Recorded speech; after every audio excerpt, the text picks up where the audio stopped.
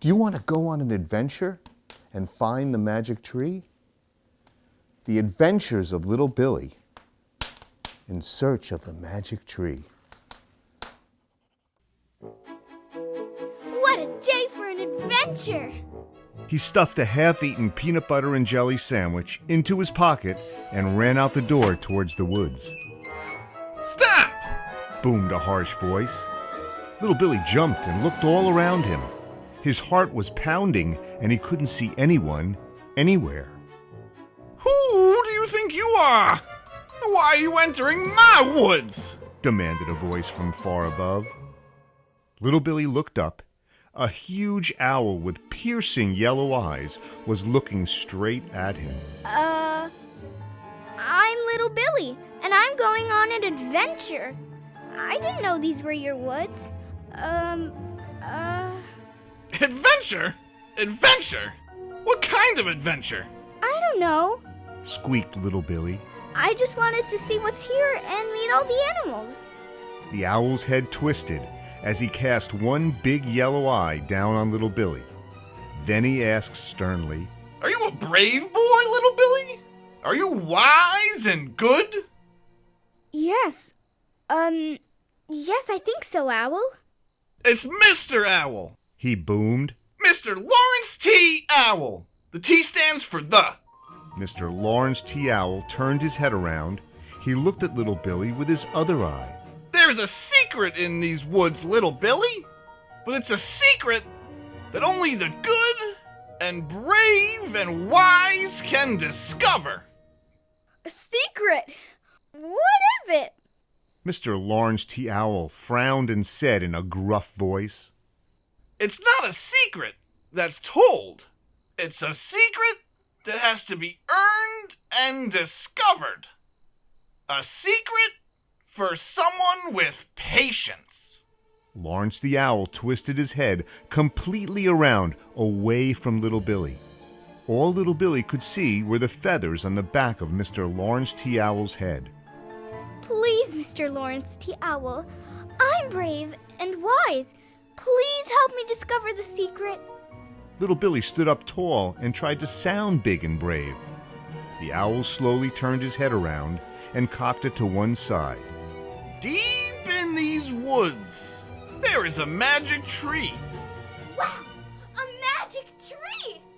What's a magic tree do? I cannot tell you that. You have to discover for yourself. How can I find it? Here is a clue. Help all the animals that you see, and you shall find the magic tree. Then Mr. Lawrence T. Owl flapped his wide wings and flew away as quick as the wind. Little Billy began to run through the woods and almost stumbled on a hill of carpenter ants. Carefully, Little Billy stepped around the ants and continued through the forest. Suddenly, he heard a horrible moan. Help me! Oh, someone please help me! A huge brown bear was laying on the ground. A tree had fallen on its leg. Oh. He moaned and mumbled pitifully to himself. I'm Bosco the bear, and I used to be so happy. I'd laugh and sing and dance all day as I went through the forest. Now I'm unhappy because my leg is stuck and it hurts. He ended with a roar. Little Billy peeked around the trunk of the tree, where he hid when Bosco roared. Then he remembered what Mr. Lawrence T. Owl had said. Help all the animals that you see, and you shall find the magic tree. Little Billy jumped from behind the tree. I'll help you, He offered. The bear looked up and then wailed even louder. You! What can you do to help me? You're too little! Bosco was right. Little Billy couldn't budge the huge tree, and the harder he pushed and pulled, the more Bosco groaned. Little Billy remembered the carpenter ants. He dashed through the woods, asked for their help, and set them right to work. Right, boy, let's go. Anyone have a toothpick? I'm getting full. I got some bark stuck in my teeth. Suddenly, Bosco's leg was coming loose. Bosco got up slowly. Oh, Yahoo! Yahoo! I'm free! I'm free! A huge smile spread across Bosco's face as he hugged little Billy and tried to pat all the ants. He began to sing. He also decided he would wait a day to dance because his foot was a little sore. Little Billy, you saved me. What can I do to help you? Bosco, I'm looking for the magic tree. Where can I find it? Bosco sat down, making sure he didn't sit on any of his new ant buddies, and scratched his head. Grandpa Bear always gave me this clue. Let me think. What was it? Bosco snapped his fingers and cried, Oh! Give a smile to all you see, and you shall find the magic tree. Thanks, Bosco. cried little Billy, heading back into the forest. Bye, little Billy. Good luck.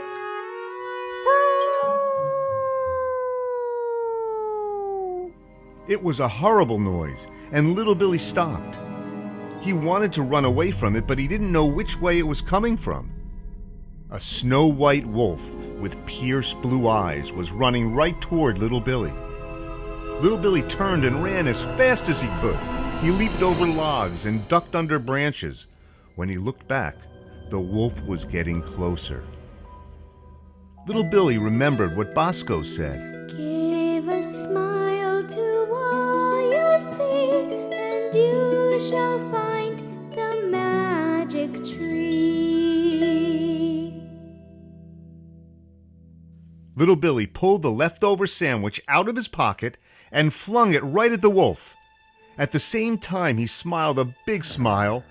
The wolf skidded to a stop and gulped down the sandwich. Then she looked up at little Billy and howled.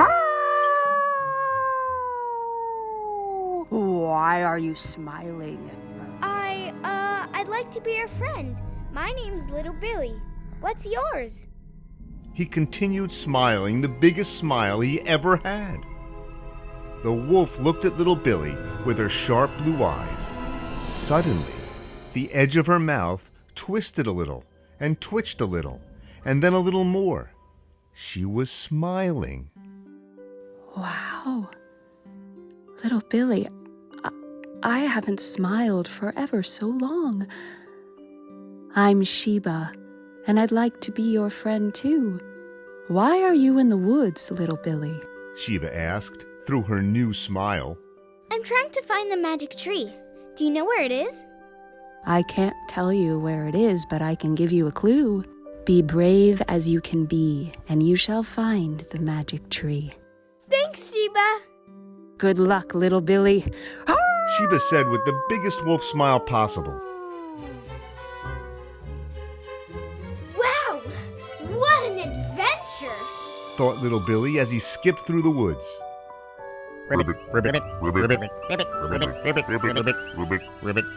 A circle of huge frogs blocked little Billy's path.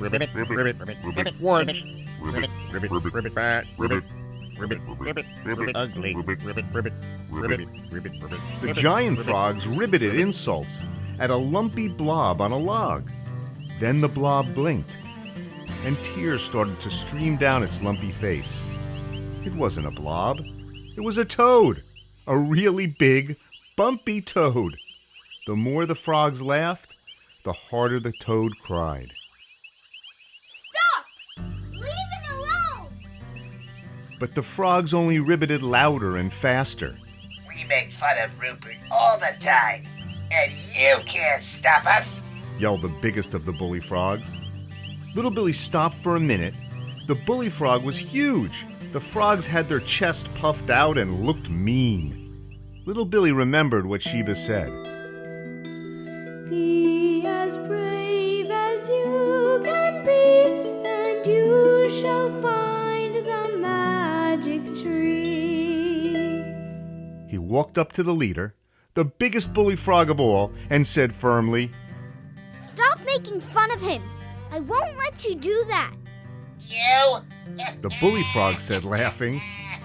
What can you do to stop me?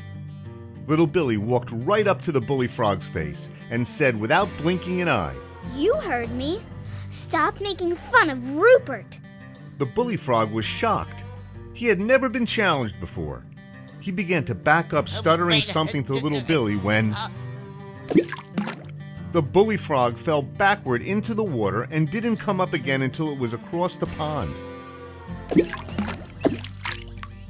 All the other frogs followed their leader and left in a flash. The toad warbled around gratefully. No one ever stood up for me before. How come you don't laugh at me, too? I'd never laugh at you. I'd like to be your friend. I'm Little Billy. You're nice, little Billy. Rupert croaked. Why are you in the woods? I'm on an adventure. I'm searching for the magic tree. Do you know where it is, Rupert? No, Rupert shook his head. Then he brightened. but I do have a clue I can give you.